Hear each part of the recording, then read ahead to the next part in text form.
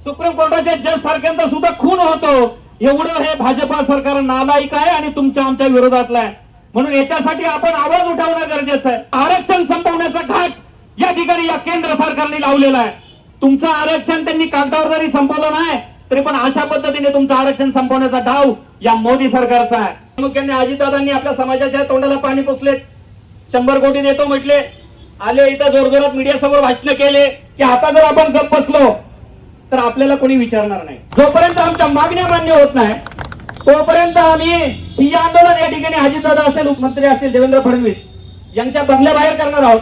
संपूर्ण भारत बंद करून आपण पुन्हा एकदा रस्त्यावर उतरून आपली ताकद दाखवून या सुप्रीम कोर्टाने घेतलेल्या निर्णयाचा जर निषेध केला तर नक्कीच या ठिकाणी वर्गीकरणाचा विषय रद्द झाल्याशिवाय राहणार नाही. महत्वाची गोष्ट सांगायची मित्रांनो, ज्या सुप्रीम कोर्टाने या वर्गीकरणासाठी जो अहवाल मागितला ती आपली डॉक्टर बाबासाहेब आंबेडकर संशोधन आणि प्रशिक्षण संस्था म्हणजे बार्टी, की ज्या बार्टीच्या माध्यमातून समिती नेमण्यात आली. या समितीच्या माध्यमातून केंद्राकडे, राज्य शासनाकडून केंद्राकडे आणि केंद्राकडून सुप्रीम कोर्टाकडे अहवाल गेला. मुळातच हा अहवाल चुकीचा गेला. काल परवाची न्यूज पेपरला किंवा टीव्ही चॅनलला बातमी आलेली आहे की बौद्ध समाजामध्ये वाढ होत आहे आणि एकीकडे सुप्रीम कोर्टाने चुकीचा अहवाल स्वीकारून देखील आपलं अबकडं करण्याचा निर्णय दिला. क्रिमिलेअरचे आदेश दिलेत. मित्रांनो, क्रिमिलेअरचा आदेश दिला तर तुम्ही आम्ही कुठेच राहत नाही. अशा पद्धतीने चुकीचा आदेश देऊन ज्यापूर्वी हिंदू, मुस्लिम, बौद्ध व ब्राह्मण असा वाद होता, परंतु आता सुप्रीम कोर्ट की ज्याच्याकडून न्यायाची अपेक्षा असते, या सुप्रीम कोर्टाने जर जाती जातीत भांडण लावण्याचा प्रयत्न केला तर मित्रांनो सामान्य माणसाने न्याय मागायचा कुठं? आणि म्हणून ही आपापसातली भांडणं करायची का आपला आपण कुटुंबाचा उदरनिर्वाह करायचा का आपली मुलं आपण शिकवायची, हे सगळे विषय समोर येत असताना एकीकडे आपल्या सर्व अनुसूचित जातीतील लोकांना, सामान्य माणसाला, भले ते 3 क्लास असो 4 क्लास असो, संपूर्ण समाजाला संपवण्याचा घाट हे केंद्र सरकारने केलेला आहे. सुप्रीम कोर्ट म्हणजे काय? तर सुप्रीम कोर्ट म्हणजे ह्या केंद्र सरकारने असेल, नरेंद्र मोदीने असेल, तिथे बसवलेले जे काही निर्णय अधिकारी असतील, जज असतील, ते केंद्राने बसवलेले असतात. आणि आपण बघत आलोय सुप्रीम कोर्टाच्या जज सारख्यांचा सुद्धा खून होतो, एवढं हे भाजपा सरकार नालायक आहे आणि तुमच्या आमच्या विरोधातला आहे. म्हणून याच्यासाठी आपण आवाज उठवणं गरजेचं आहे. आज जरी आपण या ठिकाणी थोड्या प्रमाणात आंदोलन केलं असेल तरी पण आपण हे दाखवून दिलेलं आहे की येणाऱ्या काळात ज्या पद्धतीने श्रीलंकेमध्ये तिथला राष्ट्राध्यक्ष असेल किंवा पंतप्रधान असेल त्याला पळून जावं लागलं, काल परवाची घटना या ठिकाणी बांगलादेशच्या शेख हसीनाला देखील हेलिकॉप्टरमध्ये पळून जावं लागलं. आपण आता सावध आहे. आपण मोदीला हेलिकॉप्टर सुद्धा पर्यंत सुद्धा पोहोचू देणार नाही. एवढी आपली जात, एवढा समाज, एवढं बाबासाहेबांचं रक्त आमचं तेज आहे. आणि म्हणून मला या ठिकाणी सांगावं असं वाटतं की अबकराचा जरी विषय असला तरी मित्रांनो आरक्षण संपवण्याचा घाट या ठिकाणी या केंद्र सरकारने लावलेला आहे. माध्यम वेगळे वेगळे असतील, एज्युकेशन माफ केलंय, सगळ्या कंपन्या खासगीकरण केलेल्या आहेत. तुमचं आरक्षण त्यांनी कागदावर जरी संपवलं नाही तरी पण अशा पद्धतीने तुमचं आरक्षण संपवण्याचा डाव या मोदी सरकारचा आहे. म्हणून आपण जागृत असलं पाहिजे. प्रत्येक वेळेस जर तुम्ही या ठिकाणी नागपूरच्या आदेशाप्रमाणे वागत असाल तर तुम्हाला आमची गरज नाही हे तुम्ही वारंवार सिद्ध करताय. परंतु हा देश आमचा आहे. तुम्ही बाहेर देशातून आलेले आहात.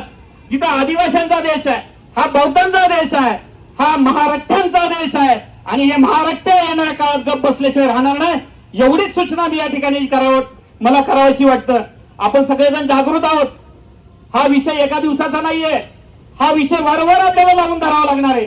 वेगळे वेगळे आंदोलन असतील, वेगळे वेगळे माध्यम असतील. मित्रांनो, आता जर आपण या गोष्टीच्या विरोधात आवाज उठवला नाही तर तुमची आमची येणारी पिढी ही परत गुलामीगिरीत गेल्याशिवाय राहणार नाही. उद्या आपली मुलं आपल्याला विचारतील ज्या वेळेस देश संपवत होते त्यावेळेस तुम्ही काय करत होता. मित्रांनो, याचं उत्तर तुम्हाला द्यायला नसेल.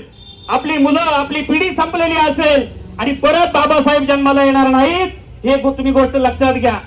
बाबासाहेब एकटे असताना आपल्या बुद्धीच्या जोरावर त्यांनी आपल्याला न्याय दिलाय. आपल्याला दलदलीतून आणून चांगल्या रस्त्यावर आणून सोडले. बाबासाहेब एकटे होते, परंतु आपण आता करोड आहे. बाबासाहेबांच्या कृपेमुळे आपण शिकलेलो आहोत, आपण सक्षम आहोत, आर्थिक बाजूने सक्षम आहोत, शिक्षणाने आपण बुद्धिवान झालेलो आहोत. आपल्याला चांगल्या वाईटातला फरक समजतोय. म्हणून आपण हे आंदोलन अजून तेज करण्यासाठी या ठिकाणी मी आपल्याला विनंती करतो. त्याचबरोबर मागील 205 वर्ष पूर्ण होऊन देखील जे स्तंभाकडे कोणी लक्ष देत नाही, आपण सगळेजण मागील 20 वर्षापासून या जयस्तंभावर काम करत आहे. मी तुम्हाला मगाशी घोषणा केली, आवाहन केलं की तुम्ही जरा जयस्तंभाकडे नजर फिरवा. काय आढळलं तुम्हाला? 11 वर्षापूर्वी जयस्तंभावर वीज पडली होती आणि त्याचा वरचा भाग काही कोसळला होता. त्यावेळेस मिलिटरीतील लोकांनी येऊन तो दुरुस्त केला, परंतु त्या स्तंभाबद्दल, जयस्तंभाबद्दल कोणाला एवढी आपुलकी नाहीये. तो आपला स्वाभिमान आहे. आपले पूर्वज त्या ठिकाणी लढलेले आहेत. आपल्याला त्याचा स्वाभिमान आहे. आपण त्याची काळजी घ्यायची. परंतु शासन याकडे दुर्लक्ष करतंय. पाऊस पडला की संपूर्ण जयस्तंभामधून खालच्या स्तरापर्यंत पाणी येत आहे. असंच जर 1-2 वर्ष चालू राहिलं तर जयस्तंभ कोसळल्याशिवाय राहणार नाही. दुसरी गोष्ट, जयस्तंभ जर कोसळला तर कोर्ट केस चालू आहे. त्या जयस्तंभाला हात सुद्धा कोण लावू देणार नाही. मग आता आपण निर्णय घ्यायचा की हा जयस्तंभ असाच ठेवायचा का ह्याला दुरुस्त करायचंय.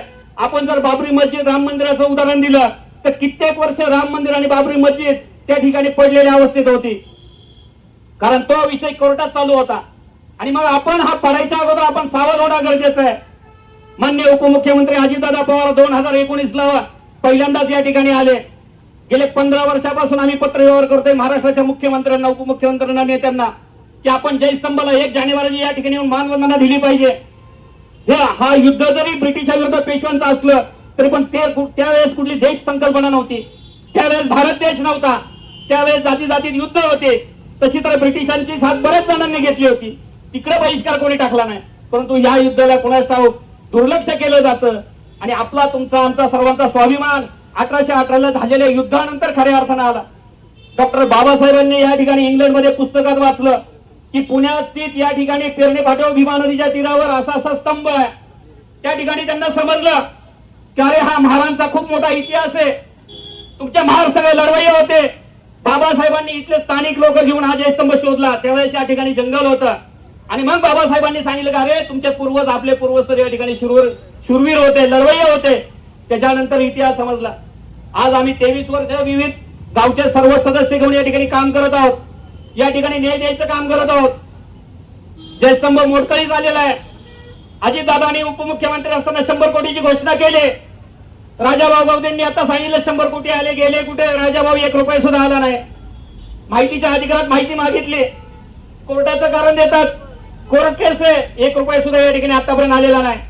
उलट आमची अशी मागणी आहे आंदोलनाच्या माध्यमातून की जी पार्टी डॉक्टर बाबासाहेब आंबेडकर संशोधन प्रशिक्षण संस्था ही संशोधन करण्यासाठी निर्मिती झाली, मुलांना स्कॉलरशिप देण्यासाठी निर्मिती झाली, परंतु त्या ठिकाणचा पैसे दरवर्षी या ठिकाणी अंदाजे 10 कोटी रुपये खर्च केला जातो खानावळीला. गरज नाहीये. 2018 पर्यंत आम्ही सुद्धा खर्च केला या ठिकाणी. आम्ही लोकवर्गणीतून केलं. त्यावेळेस एवढा खर्च येत नव्हता. आणि आता विनाकारण पैसे खाण्याच्या उद्देशाने असेल किंवा त्यांचं काही कारण असेल 10 कोटी रुपये या ठिकाणी खर्च दाखवले जातात. आणि मुलं दररोज त्या ठिकाणी बागडीच्या बाहेर आंदोलन करतायत की आम्हाला फेलोशिप मिळाली नाही, आम्हाला पुढे शिक्षण घ्यायचंय. डॉक्टर बाबासाहेब आंबेडकरांनी सांगितलंय आम्हाला शिक्षण घ्या, शिका, संघटित व्हा, संघर्ष करा. मुळातच जर बालटीकडून विद्यार्थ्यांना पैसे दिले गेले नाही आणि या ठिकाणी निष्फळ खर्च करत असेल तर ही गोष्ट सुद्धा आपल्याला या ठिकाणी निषेधार्थ आहे. म्हणून असे जे काही विषय आहेत त्याच्यामध्ये प्रामुख्याने अजितदादांनी आपल्या समाजाच्या तोंडाला पाणी पुसले. 100 कोटी देतो म्हटले, आले इथं जोरजोरात मीडिया समोर भाषण केले. त्याच्यानंतर धनंजय मुंडे असतील, सामाजिक न्याय मंत्री, त्यांनी देखील घोषणा केली बाजूची जागा आम्ही एकवारी करू विकास कामाला. पैसे विचारायला गेलो सांगतात या ठिकाणी कोर्टाची केस आहे. ठीक आहे, या कोर्टाची केस आहे, आम्हालाही मान्य आहे. कोर्टाची केस मिटवणं सुद्धा शासनाच्याच हातात आहे. जोपर्यंत कोर्टाची केस चालू आहे तोपर्यंत कोर्टाकडून परवानगी घेऊन तुम्ही त्याची डागडुजी करू शकता. जोपर्यंत कोर्टाची केस चालू आहे तोपर्यंत तुम्ही आजूबाजूच्या खासगी जागा विकास कामासाठी तुम्ही अधिग्रहण करू शकता पैसे देऊन. या सगळ्या गोष्टीकडे दुर्लक्ष करून ही लोक आपल्याकडे अपेक्षा ठेवतात की आपण यांच्या पाठीमागे पळायला पाहिजे, यांना आपण मतं दिली पाहिजेत, यांची आपण वाहवा केली पाहिजे. तुम्ही आमच्यासाठी काय करत नाही, आम्ही तुमच्यासाठी कशासाठी येणार. म्हणून अजितदादाचा सुद्धा या ठिकाणी मी निषेध करतो. देवेंद्र फडणवीसने देखील सांगितलं 1 जानेवारी 2018 या ठिकाणी दंगल झाली. त्या दंगलीनंतर दंगल कोणाची होती, काय होती, आम्ही सगळे भाऊबंधच आहोत इथे. मराठा समाज असेल, ओबीसी समाज असेल, आपला बौद्ध समाज असेल, या ठिकाणी कधी परिस्थिती नव्हती. परंतु ठीक आहे, दंगल झाली. त्या दंगलीतील गुन्हे आणि श्रद्धेय बाळासाहेब आंबेडकरांनी 2 जानेवारी 2018 जो काही भारत बंद केला होता त्या भारतभर झालेले दंगलीतील गुन्हे असे कमीत कमी मराठा समाज आणि बौद्ध समाज किंवा अजून त्याच्यामध्ये इतर असतील 34,000 जणांवर गुन्हे दाखल आहेत. त्याचबरोबर मराठा आरक्षणातील क्षेत्र सुद्धा कोणी मागे घ्यायचं, देवेंद्र फडणवीस साहेबांनी जी.आर काढला, शिंदे समिती नेमली, शिंदे समितीला 2 पोलीस महानिरीक्षक दिले, त्या समितीचा अजून निर्णय नाही. त्यामुळे आपल्या मुलांना कुठं शिक्षणासाठी अडचण येते, कुठं नोकरीला गेली तर गुन्हा दिसतो, त्या ठिकाणी नोकरीला घेतलं जात नाही. त्या गुन्ह्यासंदर्भात सुद्धा आम्ही पत्रव्यवहार करत आलेलो आहे. देवेंद्र फडणवीस साहेबांना सुद्धा आम्ही भेटून पत्रव्यवहार केलाय, अजितदादांना वारंवार भेटून पत्रव्यवहार केलाय, परंतु तरी देखील या ठिकाणी 1 जानेवारी शिवाय त्यांना हा विजयस्तंभ दिसत नाही. आज आपण वेगवेगळ्या प्रकारचे कार्यक्रम या ठिकाणी जयस्तंभावर घ्यायचो, परंतु आज कोर्टाच्या केस चालू असल्यामुळे आपल्याला तिकडे परवानगी घेऊन आज जावं लागतं की जो जयस्तंभ आपण एवढे वर्ष सांभाळला, एवढं वर्ष त्याचं नियोजन केलं, आणि हे नियोजन तरी कोणी हो, आपण, तुम्ही, आम्ही सगळ्यांनी केलेलं आहे. तेच नियोजन आहे असं शासनाकडे गेलेलं आहे. शासन नवीन करतंय काय? उलट शासन पैसे देऊन त्या ठिकाणी भ्रष्टाचार वाढवत आहे. जिथं 50 रुपये लागतात तिथं 150 रुपये लावले जातात. हा त्यांचा भाग आहे, परंतु आमचं म्हणणं एवढंच आहे की तुम्ही नियोजन करताना काटेकोरपणे लक्षपूर्वक या पद्धतीचं नियोजन या ठिकाणी केलं पाहिजे. आज जयस्तंभ जर या ठिकाणी नाईलाजाने जर त्याचं काही झालं, कमी जास्त झालं, तर हा जयस्तंभ मित्रांनो परत उभं राहणार नाही. ज्या पद्धतीने दीक्षाभूमीला पार्किंगच्या नावाखाली दीक्षाभूमीची नासधूस करायचं चाललं होतं, त्या पद्धतीने इथं जर झालं तर हा जयस्तंभाचा इतिहास बुजवल्याशिवाय राहणार नाही असं मला या ठिकाणी वाटतं. मित्रांनो, मी या ठिकाणी एक आव्हान करणार आहे. माझ्या अगोदरच्या बऱ्याच वक्त्यांनी सांगितलं की हे आंदोलन तसंच पुढे चालू राहिला पाहिजे. या आजच्या शेवटच्या भाषणाच्या निमित्ताने मी फक्त या आंदोलनाची दिशा आपल्याला सांगत आहे की आता जर आपण गप्प बसलो तर आपल्याला कोणी विचारणार नाही. अबकडा विषय असेल किंवा जयस्तंभाचा विषय असेल, आता जे निवेदन आपण या ठिकाणी साहेबांना देणार आहोत, हे निवेदन माझ्या महिला भगिनी देतील साहेबांना. आपण सगळे उपस्थित राहू. आता जर या आंदोलनाचा किंवा जयस्तंभाचा जर निर्णय येणाऱ्या 31 ऑगस्ट 2024 पर्यंत जर मान्य नाही केला तर कोरेगाव भीमा विजय स्तंभ सेवा संघ, विविध पक्ष संघटना, सर्वच आंबेडकरी चळवळीतील पक्ष संघटना असं मी आवाहन करतो की तुम्हाला जी आम्ही 31 तारखेची वेळ दिली, त्याच्यानंतर 10 सप्टेंबर 2024 ला आमचे हजारो कार्यकर्ते या जयस्तंभावरून उपमुख्यमंत्री देवेंद्र फडणवीस असेल, अजितदादा पवार असेल, यांच्या बंगल्याकडे मुंबईला पायी धडक मोर्चाच्या माध्यमातून आम्ही आंदोलन पुढे चालू ठेवणार आहोत. जोपर्यंत आमच्या मागण्या मान्य होत नाही तोपर्यंत आम्ही ही आंदोलन या ठिकाणी अजितदादा असेल, उपमुख्यमंत्री असतील देवेंद्र फडणवीस यांच्या बंगल्याबाहेर करणार आहोत. रील स्टार असतील किंवा अजून माध्यम असतील, आम्ही सर्वांच्या माध्यमातून ही आंदोलनाची दिशा ठरवणार आहोत आणि 5 ते 10 हजार कार्यकर्ते येणाऱ्या 10 सप्टेंबरला या जयस्तंभ ते मुंबई उपमुख्यमंत्र्यांचे दोन्ही बंगले इथे जाऊन ठिय्या आंदोलन करणार आहोत. आणि या आंदोलनादरम्यान जर काही कमी जास्त झालं, आम्ही आमचं आंदोलन शांततेत करू. आम्ही कायद्याला मानणारी माणसं आहोत, डॉक्टर बाबासाहेब आंबेडकरांना मानणारी माणसं आहोत. जर या आंदोलनादरम्यान आमच्या कुठल्या कार्यकर्त्याला, पदाधिकाऱ्याला जर इजा झाली तो या आंदोलन विस्कळीत करण्यासाठी पोलीस प्रशासनाने जर ताकद लावली, जर त्याच्यानंतर जो होणारा दुष्परिणाम असेल, या सर्वांसाठी प्रशासन जबाबदार असेल आणि दोन्ही उपमुख्यमंत्री जबाबदार असतील. आतापर्यंत आपण प्रशासनाला मदतच करत आलोय, परंतु प्रशासनाने ज्या गोष्टी करायच्या त्याच्याकडे दुर्लक्ष करून या गोष्टी वारंवार पुढे ढकलण्याचं काम केलेलं आहे. आणि येणाऱ्या 10 सप्टेंबरला हजारोच्या संख्येने आपल्याला मुंबईकडे जायचंय. फक्त या शासनाची आठवडाभर आपण वाट बघू, त्याच्यानंतरची दिशा ठरेल. सर्व मटेरियल आपण तयार ठेवू, एवढंच या ठिकाणी सांगतो आणि आलेल्या सर्व कार्यकर्त्यांचे, भगिनींचे आभार मानतो.